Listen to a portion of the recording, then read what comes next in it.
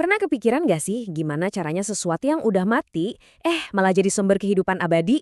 Nah, hari ini kita bakal kupas tuntas sebuah paradoks yang jadi inti banget dalam iman Kristen, yaitu konsep tentang yang hidup. Aku telah mati, namun lihatlah, aku hidup sampai selama-lamanya. Wow, pernyataan yang kuat banget ya dari kitab Wahyu. Ini kan langsung bikin kita mikir, kok bisa ya seseorang yang udah mati malah justru dia yang pegang kunci kehidupan abadi? Oke, ayo kita cari tahu bareng-bareng. Oke, jadi berdasarkan materi sumber kita bakal coba bedah nih, apa sih makna sebenarnya di balik klaim ini? Dan yang lebih penting lagi, kita lihat apa dampaknya, yang jujur aja cukup mengejutkan, baik buat gereja secara kolektif maupun buat kehidupan kita masing-masing. Udah siap? Yuk kita mulai! Oke, bagian pertama. Kita kenalan dulu siapa sih sebenarnya yang dimaksud dengan yang hidup ini. Nah, sumber kita langsung ngajak kita ke kitab Wahyu. Di sana tertulis, akulah yang pertama dan yang terkemudian. Dan yang hidup, aku memegang segala kunci maut dan kerajaan maut. Coba deh, kita resapi bareng-bareng. Ini tuh bukan sekedar julukan ya. Ini adalah sebuah deklarasi, sebuah klaim atas kekuasaan absolut terhadap hidup dan mati itu sendiri. Jadi, kesimpulannya gini, yang hidup itu gelar untuk Kristus. Gelar yang nandain kalau dia itu udah berhasil menaklukkan maut. Dia hidup selamanya, dan sekarang kendali penuh atas maut itu ada di tangannya. Oke, kita udah kenalan sama siapa yang hidup itu. Sekarang pertanyaannya, gimana caranya dia bisa menaklukkan maut? Nah, disinilah pembahasannya mulai dalam nih secara teologis. Jadi, materi sumber kita mengenalkan satu konsep menarik yang disebut status ganda dalam kebangkitan. Apaan tuh status ganda? Konsep ini sebenarnya ngelihat kebangkitan dari dua sudut pandang yang berbeda, tapi dua-duanya benar dan saling melengkapi. Gini deh, dari sisi kemanusiaannya, Alkitab bilang Allah Bapa yang membangkitkan Yesus. Tapi dari sisi keilahiannya, dia bangkit pakai kuasanya sendiri. Nah, ini penting ya, ini bukan kontradiksi. Ini tuh kayak dua sisi dari koin yang sama. Sebuah kebenaran ganda tentang satu peristiwa yang luar biasa. Dan ada kutipan dari Kisah Para Rasul yang pas banget buat ngerangkum ini. Karena tidak mungkin ia tetap berada dalam kuasa maut itu. Kalimat ini benar-benar ngegasin idenya kalau maut itu ya emang dasarnya nggak punya kuasa apa-apa atas dirinya.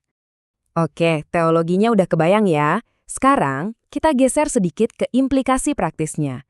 Apa artinya ini semua buat gereja secara keseluruhan? Logikanya sebenarnya simpel banget kan? Kalau Kristus itu hidup, ya berarti wakilnya di bumi, yaitu gereja, juga harusnya ngasih kesaksian yang hidup. Masuk akal kan? Malah nih ya, teks sumber kita nunjukin hubungan yang kuat banget di sini. Katanya, semakin kita hidup, kita akan semakin menjadi kesaksian Yesus yang hidup. Ini nunjukin kalau ada benang merah langsung antara kehidupan rohani kita sebagai individu dengan kesaksian gereja secara kolektif. Terus kesaksian yang hidup itu wujudnya kayak gimana sih? Nah, sumber kita ngejelasin kalau ini tuh bukan soal daftar aturan, tapi lebih kayak organisme yang hidup dan bergerak. Gereja itu harusnya jadi perwujudan Kristus yang hidup, penuh energi, segar, kuat. Ini bisa dibilang jadi semacam obat penawar buat spiritualitas yang kaku dan kering. Intinya apa? Biar orang yang datang itu nggak cuma dengar doktrin mati, tapi bener-bener ngalamin perjumpaan dengan Kristus yang hidup. Ini nih yang ngebawa kita ke bagian terakhir, dan mungkin yang paling personal. Gimana caranya teologi yang kedengarannya tinggi, ini bisa kita terapin dalam hidup kita sehari-hari sebagai individu? Di sini nih, sumber kita ngenalin ide lagi yang seru banget, persona ganda. Maksudnya apa? Gampangnya gini, setiap orang percaya itu punya dua identitas yang jalan barengan.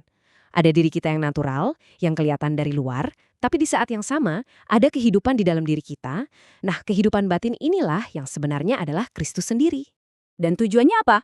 Tujuannya adalah Tuhan itu nggak pengen kita hidup cuma ngandelin kekuatan kita sendiri yang ya kita tahu terbatas banget. Keinginannya itu adalah supaya kita belajar hidup dari kehidupan kedua ini.